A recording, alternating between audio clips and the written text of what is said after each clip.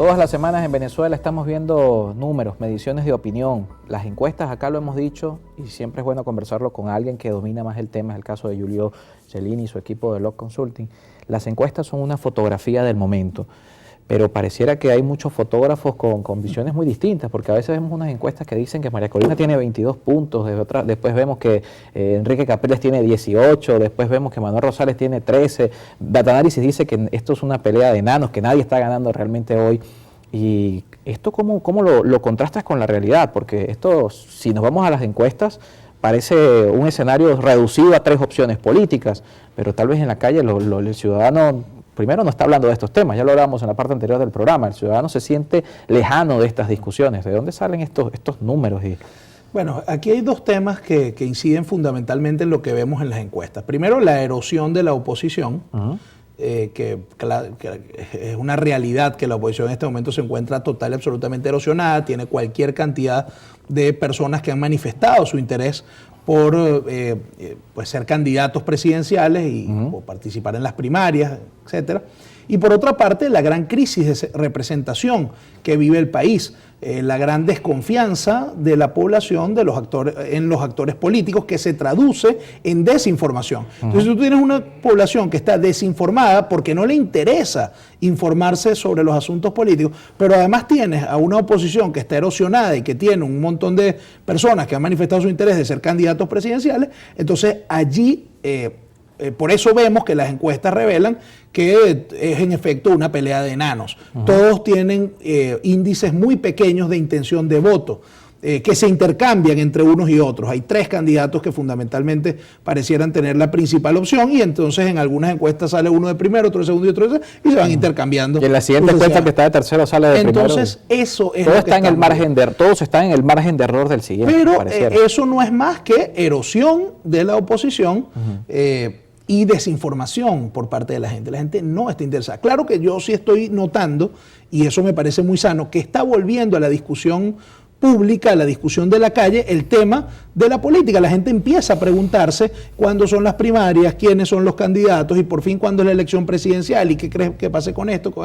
Cuando tú hace unos meses atrás no veías eso por ninguna parte, la gente no estaba ni medianamente informada, no le interesaba. Pero como ya la calle empieza a caldearse en torno al tema electoral, los candidatos también recorriendo el país. Estamos viendo a los candidatos recorriendo el país, estamos viendo que hay estrategias pues de campaña que empiezan a avisorarse. Eso obviamente tiene un impacto, y el impacto en este sentido es sano, que la gente vuelva a hablar de la política, porque al final es inevitable. O sea, la elección del 2024 es inexorable, eso va a suceder y hay que prepararse para eso y hay que incorporar a la gente en eso. Entonces ahí está el gran reto de la oposición, especialmente en este momento, reconectar con la gente, decirle que hay una alternativa a lo que existe en este momento en el país, decirle que la primaria es un mecanismo para que la gente sea la que escoja quién es el que va a ir a disputar la presidencia de la República con el gobierno, y convertir entonces la primaria en un gran elemento de instrumento de movilización de la gente, no solo en un instrumento para dirimir un asunto meramente político de una candidatura, sino también, además, por cierto, pensar, y eso espero que lo estén trabajando, entiendo que hay discusiones en ese sentido, pero ojalá que pronto tengamos un resultado en cuanto a qué pasa si el candidato que es electo en primaria no resulta habilitado, o si gana. Que ya depende de una negociación política. Que depende de una negociación política que en este momento está estancada, desafortunadamente. Y hay que insistir con mucha fuerza, lo viene insistiendo la propia comunidad internacional, que por cierto, ya la comunidad internacional no es Trump, no es no es Trump, no es Duque, no es Piñera, no es la derecha extrema, es la misma izquierda la que le está pidiendo a Maduro que dé garantías electorales para el proceso electoral. Eso fue lo que vimos en la cumbre de Bogotá. Entonces hay que reanudar la mesa de negociación, hay que llegar a acuerdos de naturaleza electoral en cuanto a garantías y en cuanto a la habilitación de los candidatos que aspiren, pues que compitan todos y que el país sea el que escoja. Ese documento fue firmado por Turquía, que es amigo de Maduro, por Colombia, por Argentina, por México, por todos los países de la región, claro, que en este momento de alguna forma están alineados con la tendencia de Maduro. Pero hay un reto o un riesgo de que se dilate este proceso lo suficiente como para que esos inhabilitados no puedan ir. Esa es la estrategia del gobierno. ¿Y qué pasa en ese escenario? Si por ejemplo gana Enrique Capriles, Freddy Superlano, que puede ser el candidato de Voluntad Popular, están inhabilitados. ¿Qué va a pasar allí? Bueno, No adelantemos. En 2012 inhabilitado declinó. Hay que presionar políticamente y eso es responsabilidad de los partidos con la ayuda de la comunidad internacional para que eso se logre. O sea, sabemos que el gobierno tiene una estrategia para dilatar el proceso y empiezan a incorporar una gran cantidad de variables en el proceso de negociación para hacer que ese proceso se dilate o se suspenda de manera definitiva. Y eso, por supuesto, que resulta irresponsable por parte del gobierno. Lo que pasa es que ya están llegando al extremo inclusive de incorporar variables que son desde todo punto de vista no materializables. Es decir, eso es como el pasaje bíblico ese que dice que el camello que pasa por el ojo de una aguja. Bueno, eso es más o menos lo mismo lo que está haciendo el gobierno con las últimas cuestiones que ha pretendido incorporar, sobre las cuales la oposición o los actores que forman parte de la mesa de negociación no tienen ninguna incidencia. Claro. Entonces, pero hay que seguir insistiendo en ese sentido.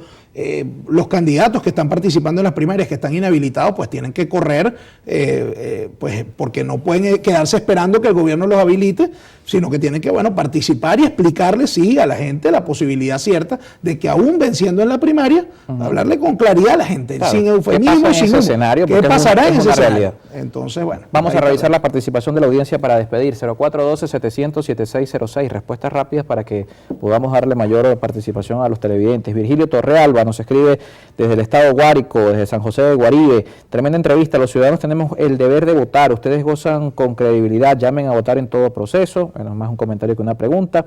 Por acá, Julio, ¿es la exclusión de los pensionados del beneficio del Cestatic un acto de discriminación por parte del Estado? ¿Cuál es su opinión al respecto? Es un acto de absoluta indolencia. Si un sector de la población está duramente afectado, es precisamente el sector pensionado, el sector de la tercera edad. Juan Carlos Pacheco, sí, nos escribe desde Maracaibo, Estado Zulia. Para el invitado, ¿qué opinión tiene que la primaria, mejor dicho, él opina que la primaria es la encuesta para una victoria de la democracia? Sí, hay que contarse todo, por eso yo no entiendo algunos factores políticos que dicen que no quieren participar en la primaria, que eso lo hizo un grupo en particular. Mira, si tanto dicen que son mayoría, que el país cambió, que la fotografía es otra, bueno, que se midan en primaria, ese es el escenario perfecto, y que vote la mayor cantidad de gente, que es la aspiración, y que ahí se decida la gente justamente quiénes son los que los representan. Héctor Carrillo nos escribe desde Maracaibo. Saludos a Héctor y a su sobrino, por cierto, que nos ayudaron en un pequeño viaje que hicimos hace poco al Zulia. Hasta en las mentiras tienen que ser coherentes. Si la oposición tiene el 90% según ellos, no importa si se lanzan 4 o 5. El problema es que ninguno tiene un programa y todos son iguales, pues todos se han beneficiado de la extorsión mediante las sanciones. Todos los venezolanos queremos que se cuenten para saber cuántos venezolanos todavía apoyan después de tanto años. Me gustaría ver el estudio donde la oposición tiene 90% ahorita.